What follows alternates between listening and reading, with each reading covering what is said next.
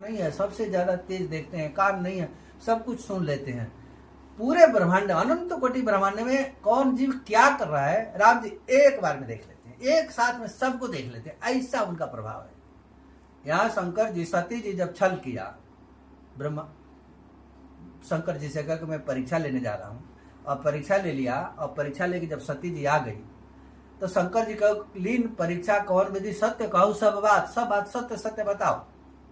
तो बोलती है कि लीन ना किन प्रणाम तुम्हारी ही नहीं, आपके जैसा ही प्रणाम कर लिया। बस शंकर भगवान बोले कि हमारे जैसा प्रणाम करना होता तो तभी कर लिया होता, अभी क्यों कर लिया। तो राम जी के माया लग गई सती के ऊपर, सती ही प्रेर जी झूठ कहा, राम जी के माया है, सती जी पर भी लग गई और झूठ बोलवा दिया।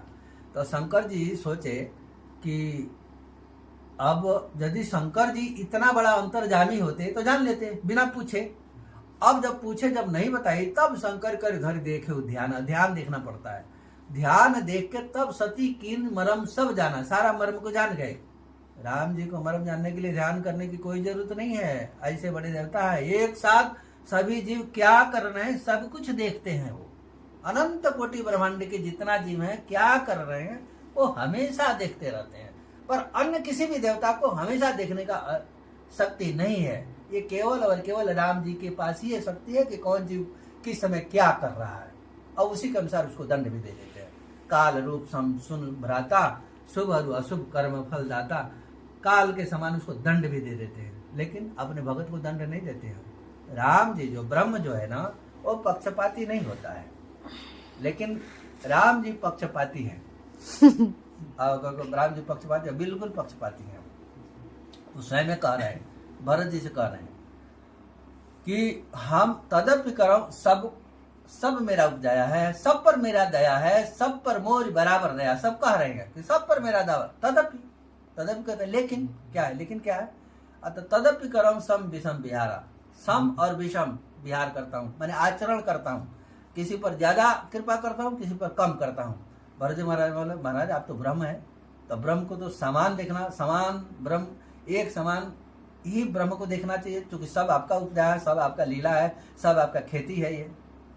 तो बोले बात तो बिल्कुल सही कर रहे हो, सब पर मोर बराबर दया, सब पर बराबर दया, लेकिन क्या है, तो तदपि करो सम विषम विहारा, थोड़ा ज्यादा किसी पर ज्यादा कृपा कर देता हूँ, थोड़ा किसी पर कम कर देता हूँ। बोले ऐसा क्यों करते हैं, तो बोलते हैं भक्त अभक्त हृदय अनुसार, जो भक्त होता है उस पर थोड़ा ज्यादा कर देता हूँ, और जो नहीं होता है वो विषम कर देता हूँ, अभक्त पर विषम कर। काल रूप सम सुन भराता, जो हमारा भक्त नहीं होता है काल के समान उसको दंड दे देता हूँ, और जो भक्त होता है कम कर देता हूँ। अब पूछा जाएगा ना कि राम जैसा किसी को किए हैं क्या, ना किए हैं, उदाहरण देते हैं। जय अगबधेव व्याध जिमी बाली, सोई सुकंठ फिर कीन कुचाली। जिस अपराध से बाली का वध की है, माने भाई के औरत को रख लेना, बेटी को रख लेना, दूसरे के स्त्री को हरण कर लेना, ये पाप है। ताई बधे कछु पाप न होई, तो ये बाली सुग्रीव के औरत को रख लिया है, रावण विभीषण के औरत को रख ली। अब जब राम जी बाली को मार दिए तो सुग्रीव ने जाके तारा को रख लिया, मैंने बाली की औरत को रख लिया, ये पाप तो हुआ ना उनसे, नहीं हुआ। जय अगबधेव व्याध जिमी बाली, जिस पाप से राम जी ने बाली को मारा वही पाप फिर सुग्रीव कर रहे हैं। राजा बनके फिर तारा से शादी कर लिए और रख लिए।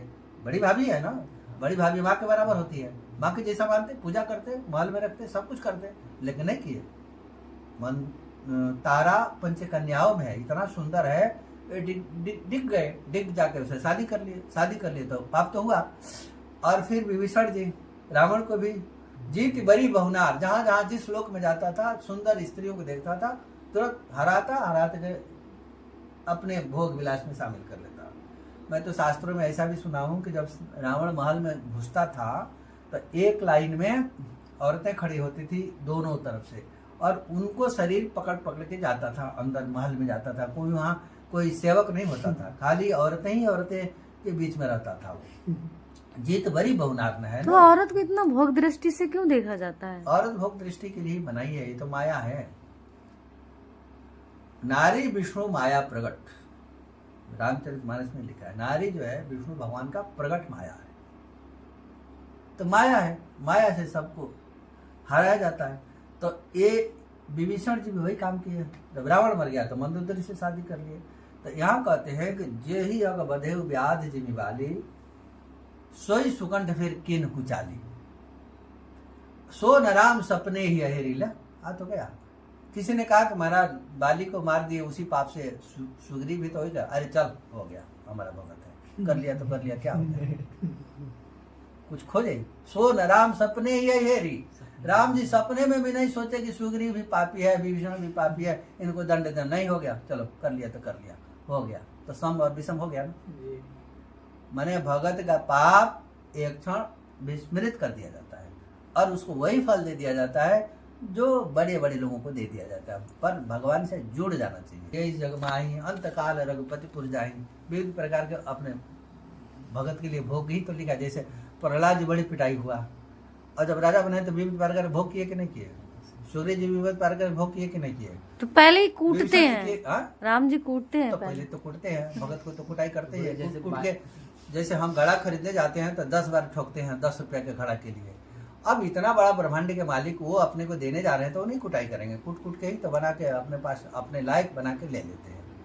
इस तरह से भगवान का भजन करना चाहिए। भगवान सब कुछ है जी, भगवान के भजन के अलावा कुछ भी सत्य नहीं है। जी। सुनो माते लोग अभागी, हरित जी होई विषय अनुरागी। वो लोग अभागा है जो भगवान को छोड़ के विषय में चले जाते हैं। और भगवान के शरण में आ गया तो 10 ठे बात भी नहीं सोचना चाहिए। केवल और केवल भजन हमारा कैसे बढ़ जाए, कैसे हम भगवान से जुड़ना। संसार से जुड़ने की कामना नहीं करना चाहिए, भगवान से जुड़ने की, बार बार भगवान से जुड़ने की। और भगवान से बार बार जुड़ने की कामना करेगा, भगवान से तो जुड़ जाएगा वो जी। इसलिए संसार से ना जुड़ के भगवान से जुड़ने की कोशिश करना चाहिए। और भगवान से एक बार जुड़ गया तो जिमि हरि शरण नहीं को बाधा, सुखी मीन जह नीरगाधा, जिमि हरि शरण नहीं को बाधा। तो उस हम अभी तक अनंत कल्पों तक एक ही कल्प थोड़ी है जी, ये कब से सृष्टि चली, कुछ सीमा है इसका है। लेकिन हम उस अनंत कोटि से धक्का खाते खाते खाते खाते आज थोड़ा ज्ञान हो गया है कि हाँ भगवान का भजन करना चाहिए। ये बहुत उत्तम समय, बहुत अनंत कोटि जन्म का थोड़ा थोड़ा थोड़ा थोड़ा पुण्य आगे इकट्ठा हो गया है।